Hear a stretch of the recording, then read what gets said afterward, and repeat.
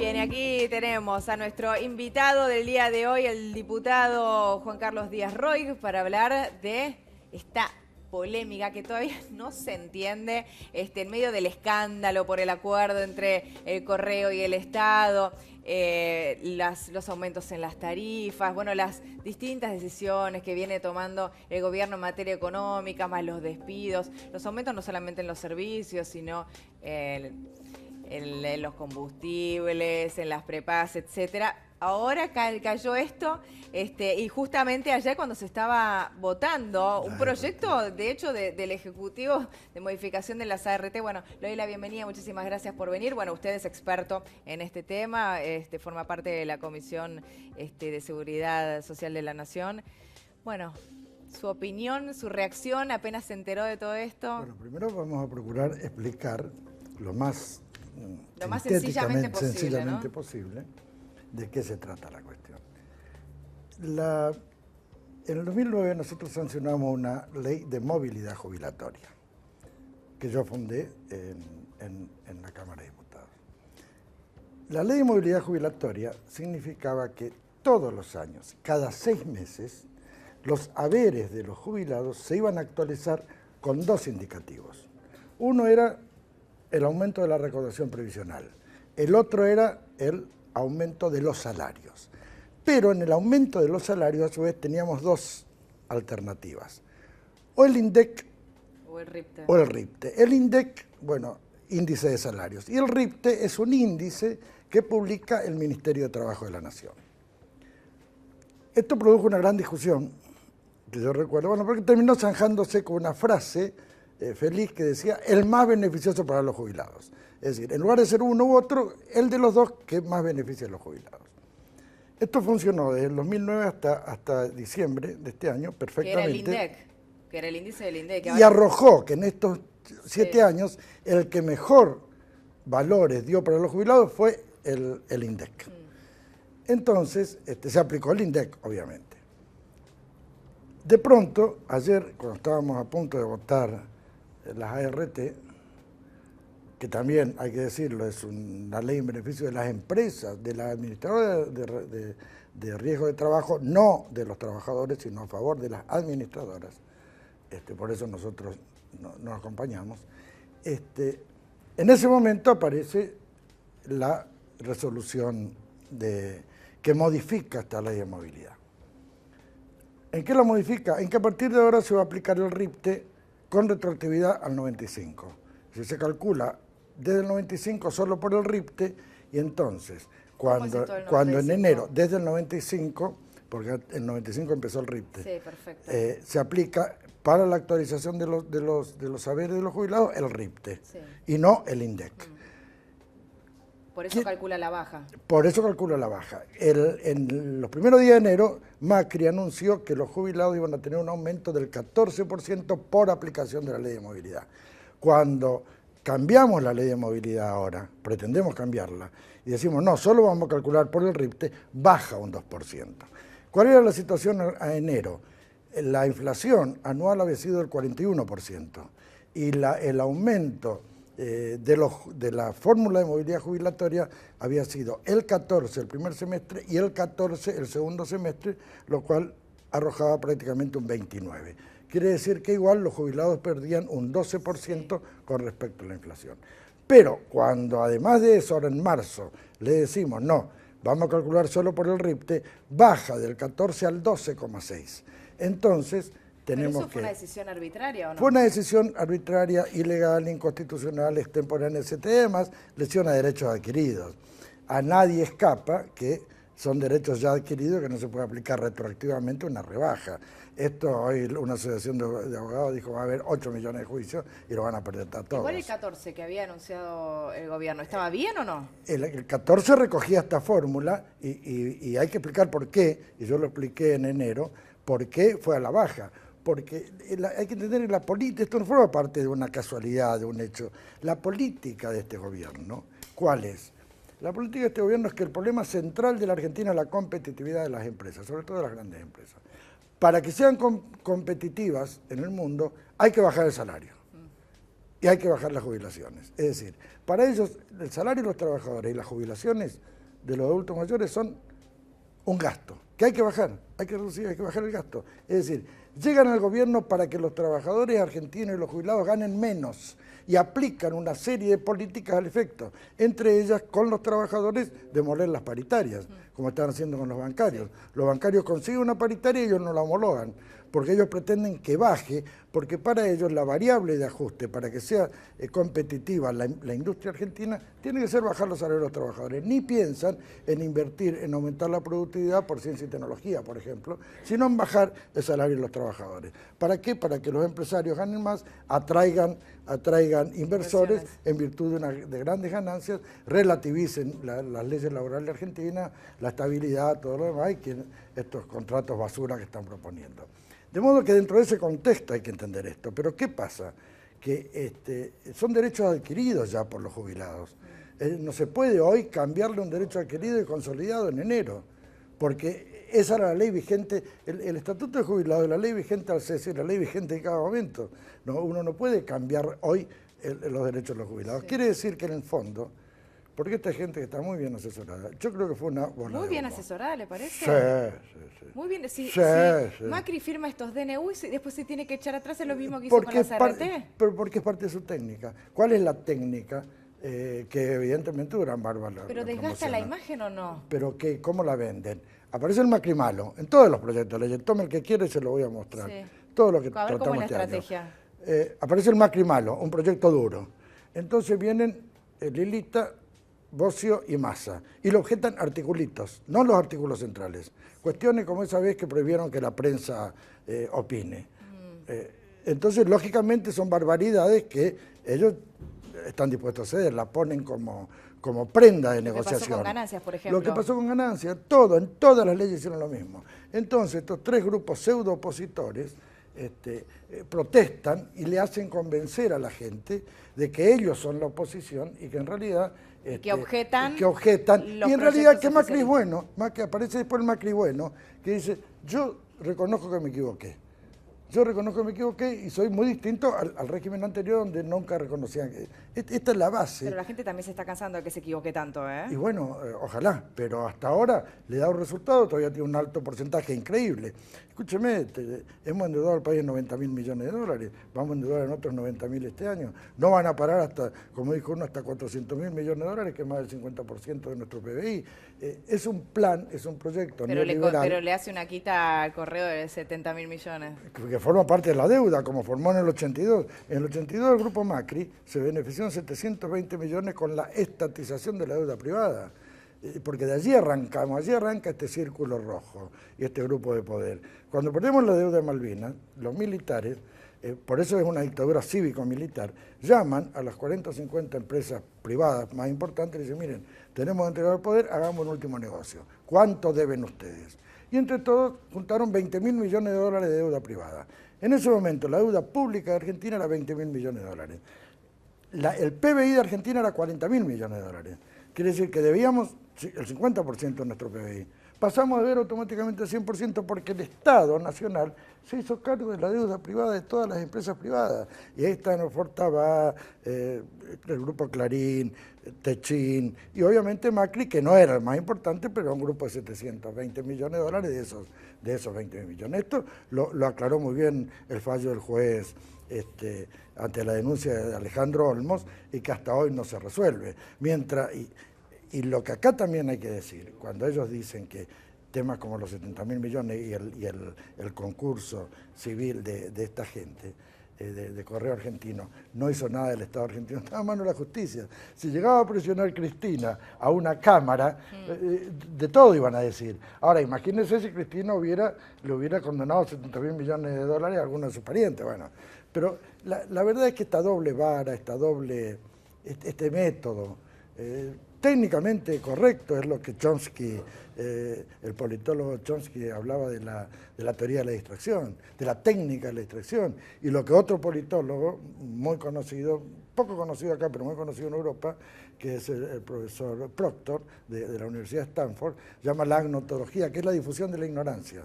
O sea, si si difundir el conocimiento da poder, difundir la ignorancia más. Y difundir la mentira. Difundir la ignorancia para que la gente no sepa y no entienda de qué se trata. Esto es lo que da poder, dice Proctor. Y esto es lo que están haciendo. Con esto mismo de la... Fíjese, cuando... Es que más allá de difundir la ignorancia, todo esto, o sea, todas estas medidas que se están tomando, todos estos recortes, todos estos aumentos por el otro lado, van a terminar indefectiblemente cayendo por su peso. Más allá de que el gobierno siga aplicando su estrategia, como dice usted, esta estrategia para escribir proyectos, aprobarlos con un DNU, con la firma del presidente Macri, que después las quejas, que después va al Congreso, algunas modificaciones y el gobierno termina saliendo bien parado. Digo, tarde o temprano, bueno, ya la CGT anunció marchas, los bancarios, la suspensión de las actividades en los bancos hasta el martes, todo se va, o sea, todo va cayendo en una suerte de embudo al final. Va cayendo y el final no va a ser bueno para los argentinos. Vamos a volver a vivir un 2001, ojalá que sea sin muertos por lo menos, porque va indefectiblemente a esto. Mire, el Fondo de Garantía y Sustentabilidad tenía 80.000 millones de dólares a diciembre del 2015. Sí. 80.000 millones de dólares. ¿Me explico? Automáticamente, con el 60% de evaluación, pasó a tener 55.000 millones de dólares, que es lo que mantuvo más o menos hasta ahora. Pero ya anunció, Basavilbaso Basso, que a fines del año que viene va a tener 40.000 millones de dólares. Vamos a perder 40.000 millones de dólares del Fondo de Garantía y Sustentabilidad. Todos los años, en los 12 años de gobierno kirchnerista, aportes, más contribuciones, más impuestos, el flujo anual de ingresos era mayor que las planillas, ¿cierto? Quedaba un excedente que iba también al fondo a aumentarlo. El fondo aumentó de 20.000 millones de dólares a 80.000 millones de dólares en 7 años. Teníamos garantizado, no sé, 10 años, 15 años de pago a los jubilados. En menos de un año ya tenemos garantizado menos de 5 años. Este año se paga con un déficit del 26%. Este año, el 2016, se pagó un déficit del 16%, del cual el 13% se tomó créditos y el otro 13% se sacó del Fondo de Garantía y Sustentabilidad para pagar la planilla. Sí. En los 12 años anteriores, nunca el Fondo de Garantía y Sustentabilidad distrajo dinero para pagar la planilla de los jubilados. Siempre los aportes más las contribuciones más los impuestos generaban lo suficiente. Y lo último, la famosa litigiosidad. ¡Qué mentira! Es otra de las grandes mentiras y bolas de humo del sistema previsional. No había más de 240.000 juicios, no hay más. Le hicieron creer a la gente que los 7 millones de jubilados están en juicio. Mentira. Le doy una idea. En el año 2013 está publicado en un libro de 2 previsionalistas famosos. Se hicieron 330.000 primeras liquidaciones, solo hubo 772 reclamos judiciales. O sea, menos del 2 por 1000 de los jubilados actuales reclaman su primera liquidación. Sí. Entonces ellos quisieron justificar con una extraordinaria litigiosidad que no existe, que no es tal, y además hasta el disparate de la argumentación. Para resolver el problema de litigiosidad, vamos a hacer una ley de reparación histórica. Bueno, que salió el año pasado. Sí, que donde decían que había 2.800.000 jubilados que había que pagarles más. Esto era mentira. Bueno, de hecho no habían publicado en la página del ANSES para que los jubilados se puedan meter en el sistema y calcular lo que tenían que cobrar por esta... Reunirse, contratar un abogado. Primero que había que contratar abogados. O sea, si eran 2 millones... Y los jubilados se entendían muy bien cómo se hacía. No, pero ¿cómo van a entender? Sí, había, para una eventual litigio, tenían que ir 2.800.000 expedientes a la Cámara de Seguridad Social, con acuerdos entre el ANSES y los jubilados. Teníamos que iniciar 2.800.000 o 3 millones de juicios nuevos por un problema de litigiosidad de 200.000, de presuntos 200 o 300.000 jubilados. Además, se estaban pagando 50 o 60.000 jubilados sentencia por año. Sí. En 4 años más no había más juicios. No había ninguna emergencia de ningún tipo. Los jubilados tenían el más alto cobro de América Latina. La fórmula de movilidad es la mejor de América Latina. Teníamos la mejor mínima, la mejor media, el mejor promedio. Éramos un sistema previsional modelo. Yo que soy miembro de la OIS, de la IS y de la CIS, de los 3 organismos internacionales de seguridad social. En los 3, pero me admiraban. A mí me han llevado para consultar en México, en Chile, hasta este año 2 o 3 veces, en Colombia, en Ecuador, para explicar cómo hicimos la reforma previsional argentina. un modelo, y la están destruyendo. Y como por si fuera poco, no se va a saber el vaso, que van a tener que gastar tanta plata para pagar la reparación histórica, que vamos a tener solo 40.000 millones de dólares a fines del 2018. Es mentira. La reparación histórica es una gran estafa, no pagaron nada. Y si pagaron algo, lo pagaron mal. Habrán hecho una lista de no más de 100.000 seguramente, y habrán dicho, a este le damos 2.000, a este 1.000, a este 3.000, a este 500. ¿Cómo puede ser que ahora se esté diciendo que no se pagó nada? Yo digo que no se pagó nada. Se habrá pagado 100.000, a 100.000. Porque es la verdad, yo a donde pregunto. Pero esta ley fue aprobada creo que hace un año. Pero no hicieron nada, más o menos. que me traigan un acuerdo homologado por la justicia. Pero yo lo denuncio permanentemente en el sistema de control de la bicameral de seguridad social. ¿Qué dicen ahí? No vienen. Le mandamos nota y no nos contestan, no informan todo como ahora. ¿Cómo puede ser que esto salga a la luz ahora recién por este y bueno, porque escandalete? ellos tienen la gran cobertura mediática. A mí no me van a llamar a TN ni a ninguno de los programas, ni Clarín ni La Nación. Me citan muy poco, cuando ya están obligados, como el caso de hoy, porque yo fui el que ayer planteó la cuestión de privilegio. Igual, me postergan porque ellos prefieren siempre que la oposición no sea el Frente para la Victoria, sino que sean los otros grupos. Diputado, si esto pasa a revisión, bueno, como prometió el presidente, que se iba a tratar, bueno, se supone que se va a tratar como todo, vuelve a diputado, vuelve al Congreso. No, porque esto lo hicieron por resolución. Sí, bueno, esto van a derogar la resolución. Pero si firma un nuevo decreto anulando el anterior. Va a pagar en marzo, va a pagar como anunció en enero. Como anunció en enero, con el 14%. Claro, pero si las liquidaciones para cobrar en marzo ya están hechas. Y sí, pero o sea, los otros se también cobraría con este 12,6 y después se pagaría una compensación. No, se va a pagar con el 14. Se va a pagar con el 14. El ANSES tiene un tan buen sistema hecho con nosotros de computación que en un minuto tocan una tecla así y cambiaron todo. Nos falta información. Lo que falta es que esa información se la den. Cuando nosotros desde el Fondo de Garantía y Sustentabilidad, de la Comisión de Control del Fondo, le pedimos informe a Basavilbaso, Basavilbaso no nos contesta. Y fíjese, Bocio venía 4, 5, 6 veces por año a la bicameral. Basavilbaso en un año vino una vez. La vez que vino le hicimos un montón de preguntas, aún no están contestadas. Y ahora yo mismo, le estoy formulando un montón de preguntas, aumentado por esto, pero yo de esto tengo la más absoluta certeza que van a hacer marcha atrás, porque además, qué sé yo, hoy una asociación de abogados abiertamente pro-macrista. Que había sido un error, que querían corregir un error de cálculo y que no los podían corregir. Mire, cuando informa Basavilbaso dice, bajar del 14 al 12 aumenta la estabilidad del sistema.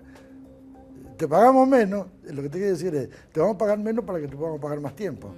Es una barbaridad. Bueno, que no solamente esto afecta a los jubilados, sino también a los beneficiarios de la asignación universal por hijo, pensionados. Tiene un montón de impacto. Y además, al contrario, nosotros siempre sostuvimos que había funcionado tan bien la fórmula de movilidad jubilatoria que podía ser un parámetro para muchas otras cosas. Y de hecho hay muchos otros proyectos de leyes de otros derechos sociales que se basan en esto.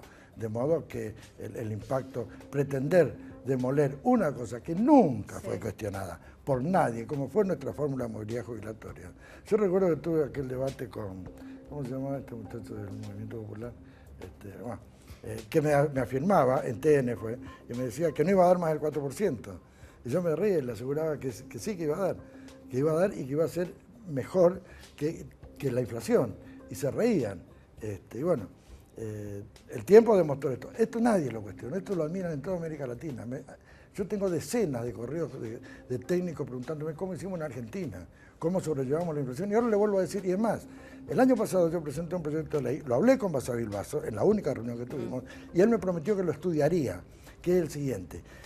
Como la fórmula de movilidad mide aumento salarial por uno u otro mecanismo y aumento de recaudación previsional, y ambos están a la baja, yo le propuse que integremos la inflación como un tercer componente de la fórmula de movilidad.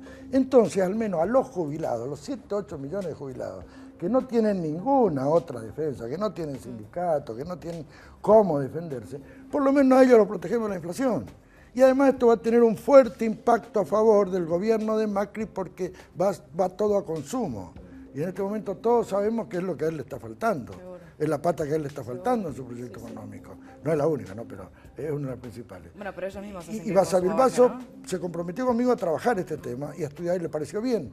Pero a renglón seguido viene, no solo, no incorpora la inflación que le subiría en este caso un 14% a lo largo del año, sino que además me baja el peor de los índices, de los dos índices, el peor para los jubilados.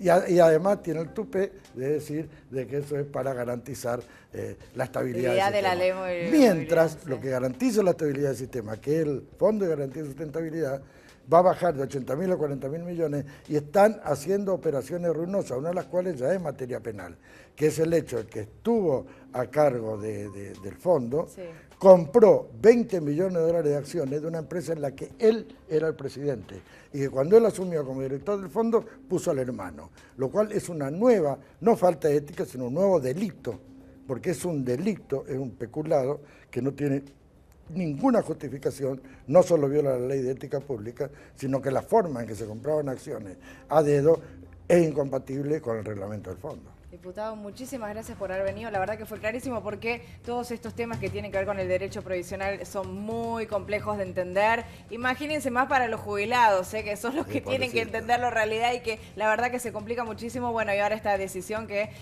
adoptó el presidente Macri que ha generado la polémica y ha hecho estallar verdaderamente al Congreso en el día de ayer. Bueno, allí de hecho estuvo aquí el diputado Díaz Roig presenciando todo lo que ocurría mientras se votaba la ley de RT. Planteó la primera cuestión de privilegio por este tema, porque es realmente una... Pero bueno, también le quiero decir a los jubilados que somos muchos los que vamos a pelear y que estoy convencido que le vamos a torcer el brazo al presidente. Muchísimas gracias.